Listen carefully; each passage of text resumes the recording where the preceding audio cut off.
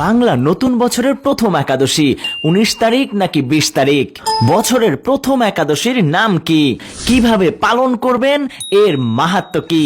বাংলাদেশ ও ভারতে পালনের সঠিক সময়সূচি এবং এই একাদশী পালনে কি ফল লাভ হবে, এই সমস্ত গুরুত্বপূর্ণ তথ্য জানবো আজকের একাদশীর বার্তায়। সবাই কৃপা করে শেষ পর্যন্ত দেখুন।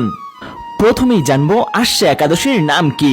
আসছে একাদশীর নাম কামোদা একাদশী। কবে পালন করবেন এই একাদশী ব্রত? বাংলাদেশ ও ভারতের পশ্চিমবঙ্গে কামোদা একাদশী ২০ তারিখ রোজ শনিবার পালন করতে হবে। এবার আমরা জানবো শুদ্ধভাবে একাদশী পালনের নিয়ম। চৈতন্য চরিতামৃতে বলা রয়েছে, কৃষ্ণ ভুলি যেই জীব অনাদি বহির্মুখ, অতএব মায়া তারে দেয় সংসার দুঃখ।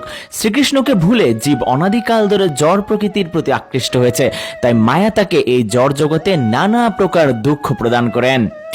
এছাড়াও শাস্ত্রে যে ৬৪ প্রকার ভক্তাঙ্গের কথা বলা হয়েছে, তার মধ্যে একাদশী ব্রত সর্বোত্তম। শ্রবণ কীর্তন স্মরণাদি নবদা ভক্তির পরেই দশম ভক্তাঙ্গ রূপে একাদশীর স্থান। এই তিথিকে হরিবাসর তিথিও বলা হয়ে থাকে। একাদশী করলে কোনো ব্যক্তির কেবলমাত্র নিজের জীবনের সদ্গতি হয় তা নয়, একাদশী ব্যক্তির প্রয়াত পিতা ও মাতা নিজ কর্মদোষে নরকবাসী হন, তবে সেই পুত্রের একাদশীর কর্মফলে পিতা মাতা নরক যন্ত্রণা থেকে উদ্ধার হন। এছাড়াও একাদশীতে অন্নভোজন করলে যেমন নরকবাসী হবে, তেমনি অন্যকে অন্নভোজন করালেও নরকবাসী হবে। কাজেই একাদশী ব্রত পালন করা আমাদের সকলের কর্তব্য। এছাড়াও একাদশী ব্রত পালনের একমাত্র প্রকৃত উদ্দেশ্য কেবল উপবাস করা নয়, নিরন্তর ভগবানের নাম স্মরণ মনন ও শ্রবণ কীর্তনের মাধ্যমে একাদশীর দিন অতিবাহিত করতে হয়।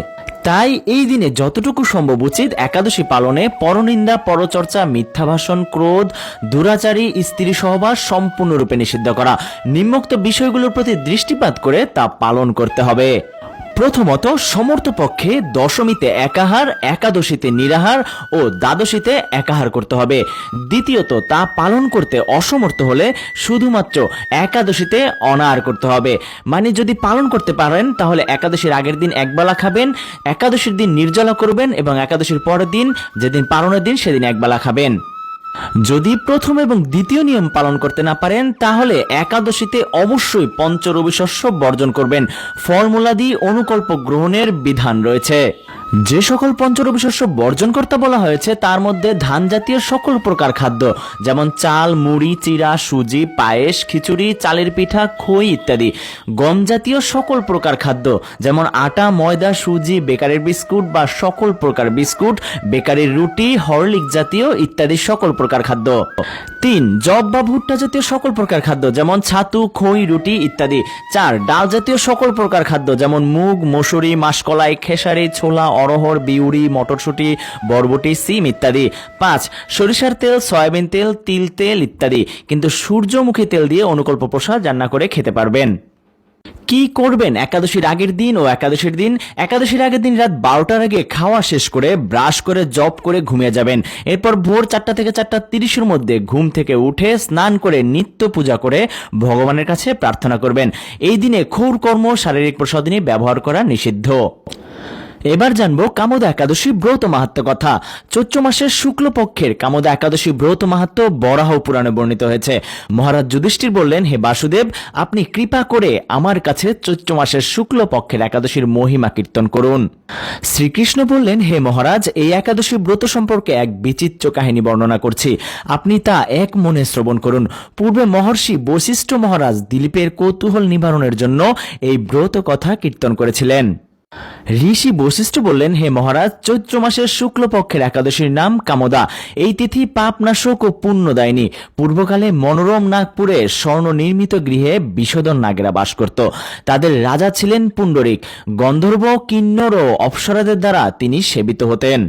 সেই পুরীর অপ্সরা শ্রেষ্ঠ ললিতা ও ললিত নামে গন্ধর্ব স্বামী স্ত্রী রূপে ঐশ্বর্যপূর্ণ এক গৃহে পরম সুখে দিন যাপন করত। একদিন পুণ্ডরিকের রাজসভায় ললিত একা গান করছিল।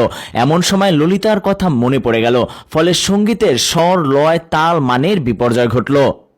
কর্কটক নামে এক নাগ ললিতের মনোভাব বুঝতে পারল। গানের ছন্দভঙ্গের ব্যাপারটি সে পুণ্ডরিক রাজার কাছে জানালো।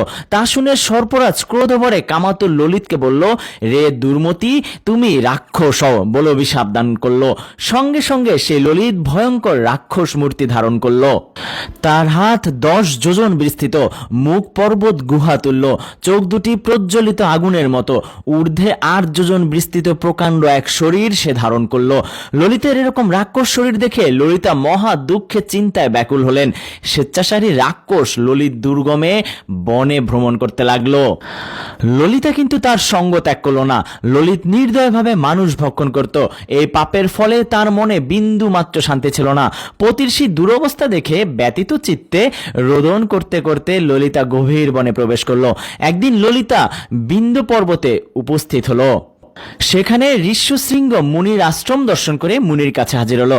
তার চরণে প্রণাম করে সেখানে দাঁড়িয়ে থাকলো। মুনিবর জিজ্ঞাসা করলেন, হে সুন্দরী, তুমি কে, কার কন্যা, কি কারণেই বা এই গভীর বনে এসেছো, তা সত্য করে বলো।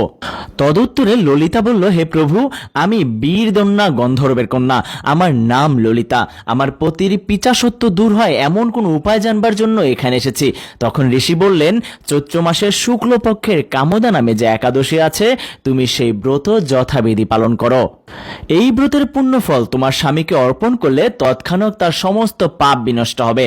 বশিষ্ঠ ঋষি বললেন, হে মহারাজ দিলীপ, মুনির কথা শুনে ললিতা আনন্দ সহকারে কামদা একাদশী পালন করলো।